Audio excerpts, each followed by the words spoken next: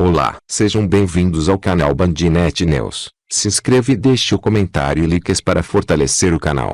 Áudio com efeito 8D, use fones de ouvidos para ouvir a matéria em 8D. A facção ADA era uma solução muito boa e, apenas em meados da década de 90, os tratamentos realmente eficazes tornaram-se disponíveis nas comunidades do Recreio dos Bandeirantes, que inclui ainda Itanhangá, Barra de Guaratiba, Grumari e Guaratiba, Terreirão, Barra Sul, Beira Rio, Vargem Grande e Vargem Pequena. Marcelo Fonseca de Souza, mais conhecido como Marcelo Xará, Leandro Nunes Botelho, os convidou, em meados da década de 90 como um padrão para conseguir uma exposição maior da sua facção, além de começar a vender entorpecentes para obter lucros na região do Recreio dos Bandeirantes. Além da guerra entre amigos dos amigos e as milícias, na zona oeste do Rio, a milícia do Recreio conservando o antigo perfil de paramilitares na região. Eles combatiam as facções, os traficantes, até os manda-chuvas que queriam o domínio total das comunidades. Na época a tropa do miliciano-chefe e coordenador do grupo paramilitar do Terreirão, que se chamava Fernandinho, junto do seu braço direito pequeno, oportunizando aos gerentes e demais participantes conhecidos como Chico Baburo e Bené, eles arregaçaram todas as tropas que vinha do Morro dos Macacos. Isso seria tedioso, dificilmente dramático para os traficantes dos amigos que eram impedidos de fazer esticas naquelas regiões do Recreio dos Bandeirantes. Agora que é do Terceiro Comando Puro, TCP, ou Trilícia, Scooby só quer ficar no Complexo da Maré, onde tem muito mais fuzis e rotas de fuga. Hoje em dia, a facção TCP fez uma união com a milícia, PCC, e formaram a famosa facção, Trilícia, para tentar acabar com o Comando Vermelho. Entenda a guerra entre Trilícia e Comando Vermelho. Na zona oeste do Rio, duas facções disputam a bala e na faca o controle do tráfico de drogas na praia do Recreio dos Bandeirantes. Na zona oeste do Rio, a guerra entre as quadrilhas começou no ano passado e, até março passado, já contabilizava 8 mortos, segundo o levantamento feito pelo Serviço Reservado, P2, do 31º BPM, Barra da Tijuca. Criminosos da Cidade de Deus, também na Zona Oeste, e do Morro dos Macacos, na Zona Norte, brigam pelo monopólio do comércio ilegal na areia em quiosques. Há pelo menos 3 anos, a facção que controla o tráfico do Morro dos Macacos também dominava, através de intermediários, os chamados esticas no jargão policial, a venda de drogas na região. Criminosos da Cidade de Deus, favela mais próxima da praia, tentam tomar os pontos de vendas de drogas. O capítulo mais recente da disputa é a execução de um traficante que ia para a praia, dentro de um ônibus, no dia 29 de fevereiro, no Recreio. Na ocasião, um homem numa moto perseguiu o veículo, ordenou que o motorista parasse, entrou no coletivo, linha 315, Central Barra Recreio, e disparou várias vezes contra o Ander Rodrigues da Silva, de 26 anos. A vítima, de acordo com o relatório do batalhão, exercia liderança no tráfico de drogas no local, e o crime teve por motivação disputa da venda de drogas na região do entorno da Praça Tim Maia, posto 12. O ponto citado no documento é onde fica, atualmente, a base do Recreio presente. Segundo o relatório da PM, mesmo com a presença ostensiva dos policiais do Recreio presente e do 31º BPM, as vendas não pararam. A base do projeto foi instalada ali em dezembro do ano passado. O Ander já havia sido preso levando drogas para a praia numa tarde de sábado, em julho do ano passado, 8 meses antes de ser assassinado. Na ocasião, o carro onde ele estava com outros 3 comparsas foi parado numa blitz. Os agentes encontraram 43 pinos de cocaína no veículo. No total, foram apreendidos 78 gramas da droga. O Ander, entretanto, não ficou preso. Ele foi solto em audiência de custódia e respondia ao processo em liberdade quando foi assassinado. A Delegacia de Homicídios, DH, investiga o crime. Drogas escondidas na lixeira. Uma investigação feita pela 20ª DP, Vila Isabel, ao longo de 2017 revela detalhes da atuação do tráfico na Praia do Recreio. Ao fim do inquérito, 21 traficantes do Morro dos Macacos foram denunciados pelo Ministério Público, entre eles, Leandro Nunes Botelho, o Scooby, chefe do tráfico da favela. A denúncia foi recebida pela Justiça em setembro do ano passado. Escutas que integram o processo mostram que a quadrilha tinha um gerente responsável pela arrecadação do dinheiro da venda de drogas na praia. Jefferson da Silva Andrade, o Jefinho, é apontado como responsável pelo recolhimento. Numa ligação interceptada pela polícia, Jefinho e o interlocutor conversam sobre uma carga de maconha que foi esquecida numa lixeira dentro de um quiosque. No início da ligação, Jefinho afirma que está fechando o balanço de venda de drogas do dia. Uma comparsa afirma que esqueceu uma carga de maconha na praia. Jefinho, que está na praia no momento da ligação, pergunta a localização exata da droga. Tá dentro da lixeira, 8 maconhas de R$ 10, responde o homem do outro lado da linha. No final, Jefinho afirma que a carga foi encontrada. A lixeira, que fica grudada com o quiosque, tem um saco preto aqui. Acharam já. Crime na areia. Só um dos 3 comparsas detidos com Ander Rodrigues da Silva, mais recente vítima na guerra pelo controle do tráfico na praia, permaneceu preso após a audiência de custódia. Na ocasião, a justiça manteve Matheus Pereira preso porque ele já havia sido detido anteriormente com drogas na Praia do Recreio. Em dezembro de 2018, Matheus foi preso por PMs com 12 gramas de cocaína em 7 tubos plásticos na Praia do Recreio. Os agentes que fizeram a prisão afirmaram à época que Matheus ia no arbusto buscar a droga e voltava para entregar àqueles que compravam. Em depoimento,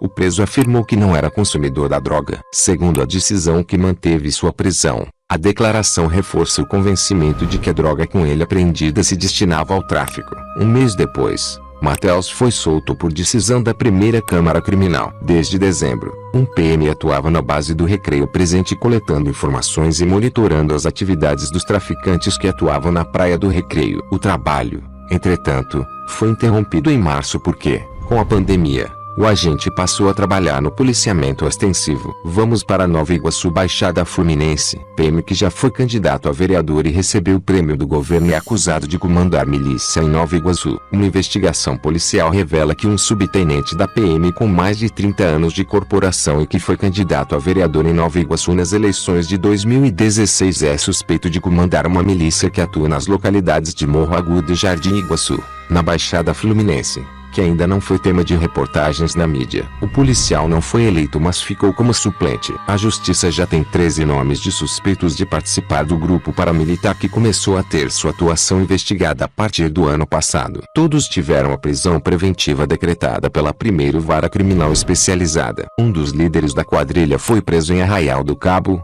na região dos Lagos, em novembro. Outros 2 PMs são suspeitos de participarem da organização. A quadrilha pratica diversos delitos, destacando-se extorsão vitimando moradores e comerciantes das localidades e homicídio, além da adulteração de veículos. Já foram feitas ações policiais onde foram apreendidos objetos muito utilizados por grupos paramilitares como capa de colete balístico, touca ninja, calça preta, simulacro de fuzil. A investigação começou a partir do homicídio de Wesley Ferreira da Silva. Uma testemunha passou a revelar detalhes da atuação da organização criminosa. O chefe da milícia já recebeu, em 1997, do governo estadual, quando era soldado ainda, premiação em pecúnia por mérito especial por ter se destacado no desempenho de suas funções agindo sempre com dedicação, responsabilidade e interesse pelo serviço. Vamos para a Zona Oeste do Rio. Liderança do CV liga alerta contra a milícia em QG da Zona Oeste. Novamente o sinal de alerta e o toque veio para ficar ligado contra grupo milicianos tentando contra o atual quartel-general do Comando Vermelho na Zona Oeste do Rio de Janeiro, em Bangu. No último sábado aconteceu uma operação rápida dentro da Vila Kennedy, CV, em Bangu. E segundo fontes, aconteceu um breve tiroteio. O que chamou a atenção dos moradores eram homens armados e de touca ninja, dando a entender que existia X9 guiando na operação. Outros boatos que chegaram até a cúpula da Vila Kennedy, que o grupo da milícia liderada pelo ECO, fechou um acordo com o 31 do Complexo da Coreia, TCP, em Senador Camará, para usarem o conhecimento dos crias que estão do lado do TCP, para abrir o caminho na Vila Kennedy. Entretanto, ao contrário de anos atrás, atualmente a Vila Kennedy está entupida de bandidos refugiados de comunidades, principalmente tomada pelas milícias na Zona Oeste. A Vila Kennedy é extensa, separadas pelas localidades da Metral, Barrão, Pedra, Coafá, Vila Progresso, Manilha, Congo e Malvinas. Todas as localidades têm um dono responsável, e agora, alugaram alguns pontos para os refugiados do Rodo, Antares, 48, Santo André e Danon, Nova Era, Ouro Verde, Vila Belga, Conjunto da Marinha, Palmeirinha, Grão-Pará, Campo Belo, Pantanal, Dom Bosco e Marapicu. Todos expulsos pela trilícia. A milícia sempre teve bons olhos na Vila Kennedy, e demonstraram interesse nos últimos meses. Inclusive, até mapeando a comunidade para estimar os valores das taxas. Agora na zona norte do Rio, criminosos anunciam toque de recolher em favela do Rio durante pandemia. Carro fiscalizar está circulando na comunidade com caixas de som acopladas. Criminosos da favela de Acari, na zona norte do Rio, resolveram aplicar o toque de recolher para os moradores da comunidade durante o período de pandemia causado pelo coronavírus. Em um vídeo que está circulando na internet, os criminosos estão circulando de carro, com uma caixa de som acoplada, chamado por eles de carro da lapada, fiscalizando quem está circulando pelo local.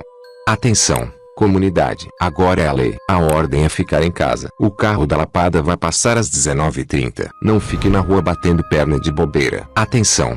Mãe, não deixe suas crianças nas ruas. Não estamos de férias. Estamos de quarentena, diz um trecho do aviso. Eles alertaram os moradores também em relação às festas e churrascos. Disseram que essas reuniões não serão permitidas na comunidade. O aviso continuou: o carro da lapada vai fiscalizar. O papo é toque de recolher. À noite só será permitido quem trabalha com entrega e tem que estar de máscara e luva. Isso é obrigatório, destaca. Repetindo, não estamos em colônia de férias. Estamos em quarentena. Essa doença é séria. Já temos vários casos de coronavírus dentro de Acari e alguns casos de morte. Não pague para ver. Abraça o papo ou o papo vai te abraçar. De acordo com dados oferecidos pelo portal Vozes da Comunidade, o bairro de Acari tem 9 casos confirmados e 1 morte causada pelo coronavírus. Voando para Niterói, em São Gonçalo, morto após operação na comunidade do Sabão, em Niterói. Um jovem, de 20 anos, conhecido como Grandalha, morreu após ser baleado durante a operação da PM, na comunidade do Sabão, em Niterói. Ele é acusado de integrar o tráfico de drogas na região. De acordo com a Polícia Militar, agentes do 12º Batalhão, Niterói, realizaram uma operação na comunidade com a finalidade de reprimir o tráfico de drogas na localidade. Ao chegarem no local, os policiais se depararam com 4 homens que iniciaram os disparos. Houve troca de tiros, mas após o confronto o local foi vistoriado e nada foi encontrado. Posterior à ação, o jovem deu entrada no Hospital Estadual Azevedo Lima, Real, no Fonseca, zona norte de Niterói, com um tiro no tórax, mas faleceu no local. De acordo com a PM, o jovem é um dos acusados de trocar tiros com os policiais durante a ação. Segundo a Polícia Civil, Grandalha possuía um mandado de prisão em aberto pelo crime de tráfico de drogas. O jovem ainda possuía anotações criminais pelos crimes de associação e tráfico de drogas e roubo. O caso foi levado para a Delegacia de Niterói 75º DPI e encaminhado para a Delegacia de Homicídios Niterói, São Gonçalo e região. Ainda em São Gonçalo, Coma 2N montou plano para mudar de facção e tentar golpe de estado no Salgueiro. Em meados de 2018, a Polícia Federal interceptou uma mensagem enviada por Antônio Hilário Ferreira, o Rabicó, do Comando Vermelho, CV, preso num presídio federal. O destinatário, segundo as investigações, seria Thomas Jason Vieira Gomes, o 2N, então líder do tráfico no complexo do Salgueiro, em São Gonçalo. Irmão, se liga. Eu tô te pedindo, tô falando e você tem que cumprir essa porra aí, ou então sai. Então, veja bem o que eu tô falando para você. Se você não está satisfeito de trabalhar comigo, parceiro, e de ouvir o que eu tô falando, você deixa meu bagulho aí, certo, parceiro? Dizia a voz no áudio. Esse ultimato, segundo a polícia, deu início a um racha, quebrando a até então sólida relação de confiança entre a cúpula do Comando Vermelho e 2N. Começava ali uma disputa interna na facção. Quem abriu do ano seguinte levaria 2N a dar um golpe de estado, matar antigos aliados e pular de facção, adotando o codinome de 3N. Estamos em abril de 2020. Desde 2016, o dia 14 de abril era comemorado com uma grande festa no Complexo do Salgueiro, formado por um conjunto de 12 comunidades às margens da BR-101, em São Gonçalo, com cerca de 20 mil habitantes e vivendo em condições de miserabilidade, segundo o último censo do Instituto Brasileiro de Geografia, IBGE, de 2010. O local ainda é conhecido nacionalmente por abrigar o segundo maior lixão a céu aberto do país, fechado em 2015, e por ser o quartel-general de uma das maiores facções de drogas do Brasil. A data marcava o aniversário de Thomas Jason Vieira Gomes, o 2N, que há 3 anos, desde os 24 anos, ditava as normas e comandava a venda de drogas no complexo. Relatórios do setor de inteligência da PM revelam que 2 motivos levaram 2N a não comemorar seu aniversário de 26 anos. Em 2019, suspendendo os shows que contavam com baile funk e pagode, animados por artistas famosos e a presença até de jogadores de futebol, como o atacante Thales, ex-Vasco, que acabou morrendo num acidente de moto. A chuva forte que durante dias seguidos atingiu São Gonçalo, e particularmente as comunidades do Salgueiro, causando enchentes e deixando centenas de moradores desabrigados, e as ameaças de perda de poder, com ordens vindas de dentro do presídio para que entregasse o cargo. Sentindo o perigo próximo, 2N, ao mesmo tempo que participava pessoalmente de operações de resgates de moradores ilhados dentro de casa, a bordo de um barco, fazia articulações para pular do Comando Vermelho, CV, para o Terceiro Comando Puro, TCP. Para isso, convocou um grupo de crias do próprio Salgueiro e cooptou outros insatisfeitos com as diretrizes do CV, integrantes de outras comunidades de São Gonçalo, para formar o que denominou de Tropa do Corinthians. Apesar de torcedor fanático do Flamengo, 2N transportava para o nome Tropa do Corinthians a rivalidade entre os dois times de maiores torcidas do país para o confronto que previa entre o seu então clube, o CV, e o que passaria a defender, o TCP. Racha, antes de pular de facção, 2N sabia que corria perigo e que se não agisse rápido, acabaria morto, pois já não gozava do mesmo prestígio junto aos chefões do CV. A confiança começou a se enfraquecer em meados de 2018, quando passou a discordar das ordens do que partiam da cúpula da facção, de dentro de presídios, e chegavam muitas vezes através de advogados ou cartas cifradas. De acordo com relatos de pessoas próximas, 2N reivindicava maior autonomia para comandar os negócios do tráfico no Salgueiro, pois argumentava que desde que assumir o cargo, após Marcelo da Silva Leitão, o Bigode, ser preso em junho de 2016, num sítio em Casimiro de Abreu, ele conseguira aumentar os lucros da facção.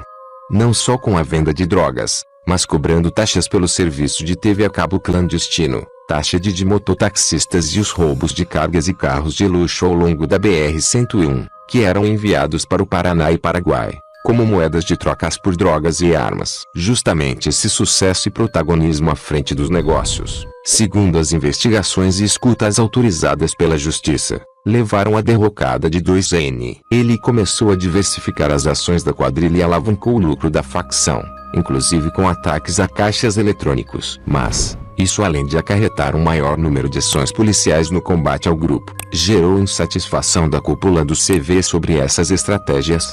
2N passou a questionar e desobedecer às ordens dos chefões presos, e acabou sendo considerado uma ameaça ao poder deles, contou um policial que acompanha há anos a disputa de poder entre facções em comunidades de São Gonçalo. Mesmo após as broncas recebidas da cúpula do CV, 2N continuou a não seguir as determinações vindas dos presídios, e teria iniciado a montagem de um arsenal próprio, comprando munições e armas, a revelia da facção, para montar a Tropa do Corinthians. Alertados por informantes da comunidade, no início de dezembro de 2019, os líderes presos mandaram uma carta através de um advogado, ordenando que 2N passasse o comando geral do complexo do Salgueiro para um outro cria, Adenilton de Madureira Vasconcelos, o Tilu da Balança. Quem recebeu ordens da cúpula do CV para gerenciar a troca foi Ricardo Severo, o Faustão, do Complexo da Penha, no Rio. Mas no dia 6 daquele mês, Tilu acabou executado por 2N e seus inseparáveis seguranças e amigos de infância,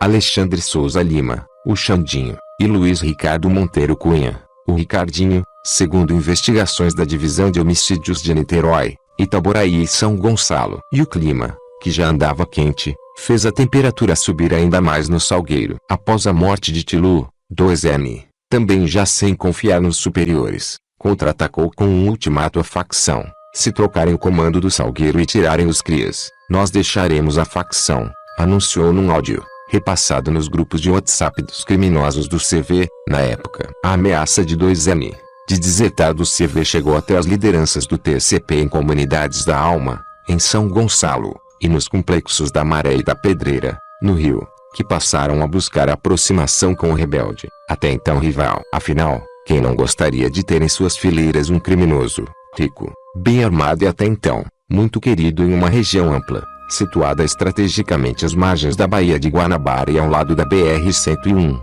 uma das estradas de maior movimento do país, propícia a roubos de carros e cargas. Confiança, Com o fim das operações especiais das Forças Armadas no estado do Rio, logo após as eleições e a posse do novo governo no estado do Rio, 2N viu a maré de repressão baixar e começou a colocar em prática seus planos de mudar de empresa no tráfico de drogas. A nova vida incluiu até a oficialização de sua relação com a mãe de sua filha. Na manhã do domingo, dia 13 de janeiro de 2019, em um salão de festas do Complexo do Salgueiro, ele reuniu parte dos integrantes da futura tropa do Corinthians, Xandinho, Ricardinho e Biscoli, que deixaram de lado por algumas horas os fuzis e pistolas, e vestindo impecáveis ternos, sapatos e gravatas, acompanharam o chefe e a então primeira-dama do tráfico selarem um matrimônio sob as bênçãos de um pastor de uma igreja local. Após a festa e uma breve lua de mel, 2N continuou colocando em prática seus planos de golpe de Estado, prometendo um plano de carreira, com expectativa de lucros maiores e também poder, e atraiu para sua empreitada 2 outros ocupantes de funções estratégicas no CV e donos de comunidades importantes na região, Carlos Henrique Barros de Oliveira, o Grisalho, oriundo do Complexo da Pedreira, santuário do TCP, no Rio, e na época, chefe do tráfico em 10 comunidades do Vila 3, Jardim Mirambi, Complexo do Aná e parte de Santa Isabel, e Bruno de Souza Silva, o Pelanca, que já havia comandado o tráfico no Buraco do Boi, no Barreto, em Niterói, que estava à frente dos negócios do CV na Vila Gabriela, e Itaboraí, depois de ficar preso entre 2016 e 2018. Com 2N à frente, estava montada a tropa do Corinthians, que durante 7 meses, a partir do dia 25 de abril de 2019 colocou em xeque o domínio do Comando Vermelho em várias comunidades de São Gonçalo, Niterói e Itaboraí. Voando para a região dos Lagos. Em São Pedro da Aldeia, milícia cobra taxa para o tráfico funcionar. Em São Pedro da Aldeia, na região dos Lagos, uma milícia cobra taxas para permitir o pleno funcionamento do tráfico de drogas no município e pratica diversos esbulhos possessórios, invasão de terrenos para adquirir posse. Os paramilitares eventualmente se apropriavam de substâncias entorpecentes de traficantes para revenda direta, praticavam extorsão e extorsão mediante sequestro, realizavam coação no curso de processo e ainda executavam homicídios. Os milicianos atuariam nas localidades de Porto da Aldeia, Baleia, Poço Fundo, Estação e Rua do Fogo. Há informações também que era exigida a vantagem financeira de motoristas que faziam transporte irregular de passageiros. Uma interceptação telefônica revela que a mulher de miliciano preso sugeriu subornar um juiz ou desembargador para providenciar a soltura. Na investigação, são citados ao menos 10 homicídios cometidos pela quadrilha, entre eles Alcimar Pereira dos Santos, o Bambu, Sandro Rodrigues de Azevedo, vulgo Sandrinho, e Eric Pinheiro Matos, que pertenciam ao bando e foram assassinados. O tráfico tem atuação da facção criminosa Comando Vermelho, CV, sendo que integrantes da organização mantêm contatos com milicianos para delimitar ao certo a atuação de cada quadrilha. Voando para o Vale do Paraíba Fluminense, no sul fluminense, no interior do estado do Rio, milicianos que expandiram a atuação da Liga da Justiça para Piraí foram condenados. 4 acusados de expandir os negócios da milícia Liga da Justiça para o município de Piraí, no interior do estado, foram condenados em março a 12 anos e 6 meses de prisão. Iago Vinícius Melo de Lima, Clayton Valêncio de Almeida Ramos, Carlos Marcelo Nunes dos Santos e Felipe Silva Guimarães começaram a atuar na cidade antes de 2018 quando foram presos. Eles montaram uma estrutura de poder paralelo amado esquema lucrativo de cobrança compulsória, extorsionária, de quantias em dinheiro a título de taxa de segurança. A organização criminosa integrada por eles visava principalmente obter, pela intimidação e violência de suas ações, indevida vantagem pecuniária, exigida de comerciantes e moradores, no caso em tela, do bairro Serra do Matoso, a pretexto de livrar a localidade de outros malfeitores e de garantir às vítimas que elas não viessem a sofrer por parte deles represálias contra a integridade física e patrimonial. A delegacia da região recebeu relatos de comerciantes e moradores da localidade da Serra do Matoso quanto à prática de extorsão realizada por de milicianos que haviam começado a atuar naquela localidade. Segundo estas informações, integrantes da milícia de Itaguaí estariam obrigando os comerciantes da Serra do Matoso a, semanalmente, pagar para a organização criminosa cerca de R$200 a R$300. Também foi informado que os bandidos apareciam na região toda semana, sempre nas quartas ou quintas, a fim de receber a quantia exigida, ameaçando os comerciantes de serem mortos ou assaltados no caso do não pagamento dos valores exigidos. Já presos, Todos os denunciados declararam ser oriundos de Campo Grande, na zona oeste da capital, e afirmaram pertencer à milícia do ECO, cuja base de atuação é a cidade do Rio de Janeiro. Segundo relatos, inicialmente, os milicianos vinham em um número grande de pessoas e carros, que, com o passar do tempo, a quantidade de pessoas e carros que vinham fazer a cobrança diminuíram. Agora, na região metropolitana do Rio, milícia e TCP fizeram acordo no início do ano para atuarem em conjunto em Itaboraí. Na última segunda-feira, o comerciante PLS, 64 anos, havia acabado de abrir seu bar que administra há mais de 20 anos, em Visconde Itaboraí, quando recebeu uma visita que tem se tornado rotineira nos últimos tempos. Dois homens, numa moto, para cobrar a taxa de segurança mensal de R$100 estipulada por um grupo de milicianos. Mas, para a surpresa dele, menos de uma hora depois, mais dois homens apareceram, também de moto, para realizar a cobrança, e avisando que a partir daquele dia uma nova firma havia assumido o serviço de segurança nas ruas do bairro. De acordo com investigações, tudo começou após uma mega operação da Divisão de Homicídios de Niterói, Itaboraí e São Gonçalo, em conjunto com o Ministério Público, que desarticulou o grupo paramilitar liderado, de dentro de um presídio, por Orlando Oliveira de Araújo, o Orlando Curicica,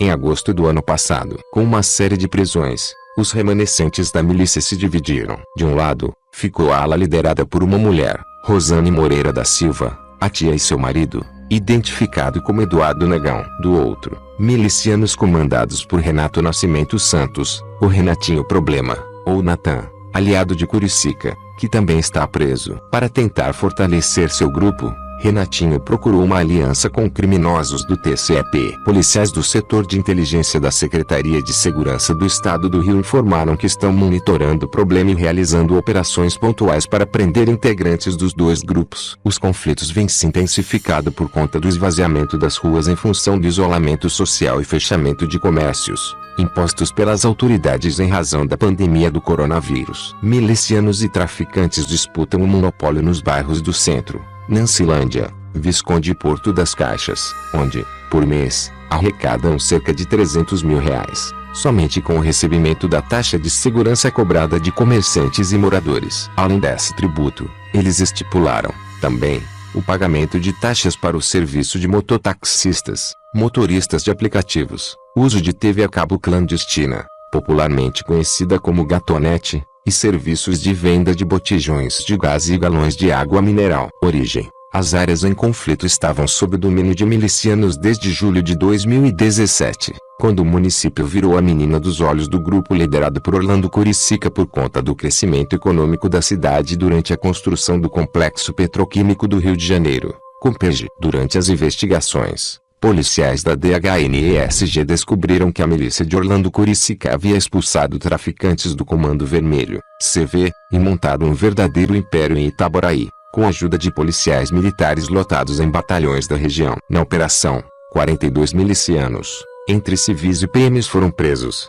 e descoberto um cemitério clandestino onde teriam sido enterrados mais de 100 corpos de vítimas da milícia, entre traficantes e moradores que se recusaram a pagar pelos serviços explorados pelo grupo criminoso. Segundo os policiais da DH, até a mega-operação do ano passado, a milícia tinha uma linha de comando único, liderada por Renatinho Problema, que continua exercendo funções de chefe, mesmo preso, desde dezembro de 2017. Na época, seu principal aliado era o sargento da PM Fábio Nascimento de Souza, conhecido como China. Renatinho Problema usava até a mãe, Maria do Socorro do Nascimento dos Santos, para recolher parte dos lucros da quadrilha em nome do filho, entre R$10 mil a R$15 mil por mês. Maria também foi presa na mega-operação conjunta entre a DH e o Ministério Público. Racha. Escutas autorizadas pela Justiça revelaram que o grupo começou a rachar após a descoberta de que parte do dinheiro arrecadado na extorsão a moradores e comerciantes estava sendo desviado. A ala liderada pelo sargento Fábio rompeu com o grupo de Renatinho Problema. As investigações da DH apontam que o miliciano Eduardo Negão,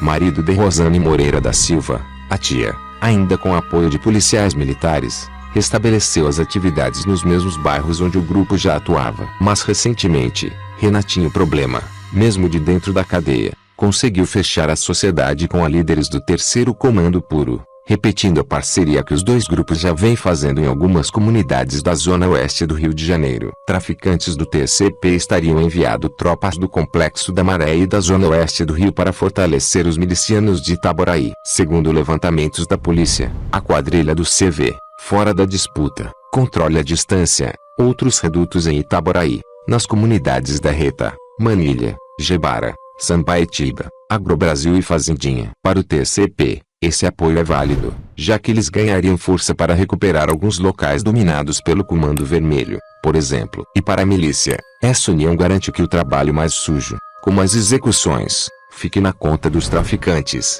afirmou um policial que participa das investigações. Os policiais afirmam que a milícia liderada por Renatinho, apesar de menos ativa, é mais ameaçadora. Eles não vivem no local, não andam armados e nem vigiam de perto. Porém, uma vez por semana, um cara vem, recolhe o dinheiro, passa as ordens e faz as ameaças. E a população cumpre, porque eles matam muito, e já mataram muito em Itaboraí. Então, esse histórico ameaçador garante a eles a ordem do local, afirmou o policial. No ano passado, a DH descobriu uma área em Itaboraí que foi transformada em cemitério clandestino, apenas para receber as vítimas dos milicianos, e assim funcionar como arquivo morto para evitar registros policiais e investigações. Pelo menos os corpos de 100 vítimas teriam sido enterrados no local. Repressão, por determinação do Comando-Geral da PM, equipes do 35 BPM, Itaboraí, vem intensificando as operações nas regiões de conflito. As ações já levaram a várias prisões, tanto de criminosos ligados ao tráfico de drogas, como de milicianos do grupo de Eduardo Negão e da tia Rose. O delegado Alan Duarte,